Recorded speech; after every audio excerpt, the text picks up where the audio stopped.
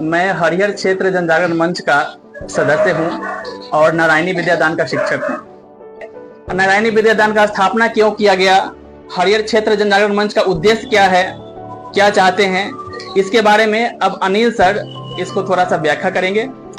सबसे पहले यह बता दूं कि नारायणी विद्यादान की परिकल्पना हमारे हरिहर क्षेत्र जन जागरण मंच के कर्मठ सदस्य श्री आलोक कुमार जी ने यहाँ हम लोगों के बीच जो वरिष्ठ सदस्यगण थे उनके सामने ला करके इन्होंने रखा। और यह विचार इतना उत्तम था, इनका कहना था कि समाज में वैसे भी बहुत बच्चे हैं जो बहुत इंटेलिजेंट हैं, बहुत तेज हैं, लेकिन उनको प्रॉपर सहायता नहीं मिल रहा है। अगर जो उनको थोड़ा सा भी पीछे से मदद मिल जाए, इन बच्चों को चमकाने का जो इन्होंने प्रस्ताव दिया कि नारायणी विद्यादान के माध्यम से हम लोग बच्चों को चमकाएंगे, हम लोग को यह बात बहुत अच्छी लगी। हम लोग जितने भी हरिहर क्षेत्र जन जागरण मंच के वरिष्ठ सदस्यगण थे, पदाधिकारीगण थे, सभी लोग राय किए और एक मत से सभी लोग सर्वसम्मति से ये आलोक जी के इस प्रस्ताव का हम लोग समर्थन किए और नारायणी विद्यादान का जो सो की नींव डला गया।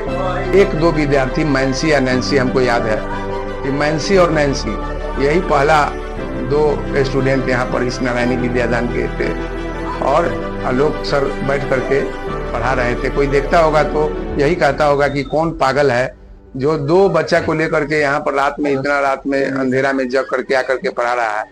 उस आदमी को क्या पता था कि जो दो आदमी को पढ़ाने वाला जो शिक्षक आज बैठा हुआ है, एक दिन इतने बड़े समूह को लेकर के बैठेगा और इतना विद्यार्थी, करीब 39-40 विद्यार्थी का यहाँ नामांकन हो चुका है और 40 विद्यार्थी जो है सो कि यहाँ पर क्वालिटी का एजुकेशन, खूब सुंदर एजुकेशन, सुबह में जिस समय जिसको कहते हैं ब्रह्म मुहूर्त, जिसमें हम लोग को गुरु जी बताया करते थे कि जिस समय जग करके आदमी बच्चा पढ़ेगा तो उसको ऐसे ही याद हो जाएगा, वैसे बेला में बैठ करके अब बच्चे विद्यार्जन कर रहे हैं। निश्चित रूप से इसका परिणाम एक दिन सुखद होगा, बहुत सुंदर परिणाम होने वाला है। तो उसका नींव पड़ गया।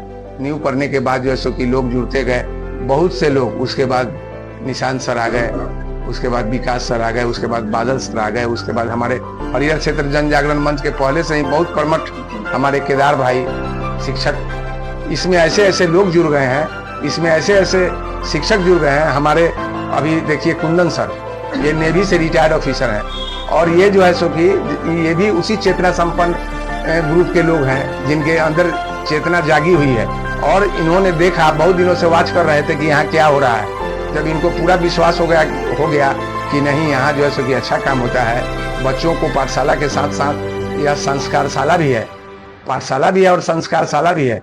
बच्चे यहाँ पर निश्चित रूप से अगर जो आ रहे हैं तो ऐसे बच्चे विद्या के साथ साथ संस्कारी भी बनेंगे। उसे यह नारायणी विद्यादान इनको यहाँ तक खींच लाई और जब यहाँ आए तो ये हम लोग नारायणी विद्यादान के हो करके रह गए। ये सभी लोग इसमें जुड़ते गए और जो भी लोग यहाँ, हमारे पास तो बहुत लोग ऐसे भी आते हैं जो पूछते हैं कि सर वहाँ जो पढ़ाई हो रहा है उसमें मैं भी अपना योगदान देना चाहता हूँ। जाइए, यहाँ तो निःशुल्क शिक्षा दिया जाता है, आपको निःशुल्क पढ़ाना है, पढ़ाइए। यहाँ तो सब कुछ बिना पैसा का होना है, आपकी इच्छा है तो पढ़ाइए। तो ऐसे लोगों का समर्थन मिलता गया और आज नारायणी विद्यादान इस रूप में फैली हुई है।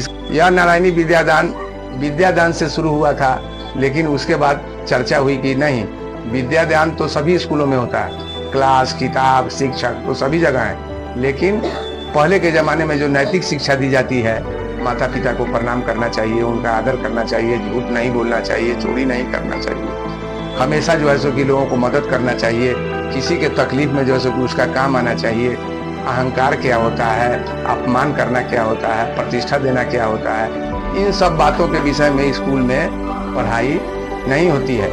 बच्चे जो संगत में जो सीखे, जो अच्छा बुरा वही भर रह गया। लेकिन यहाँ पर यह बात है कि नहीं, नारायणी विद्यादान पढ़ाई होने के बाद हम लोग और 3 काम करें। क्या करें भाई?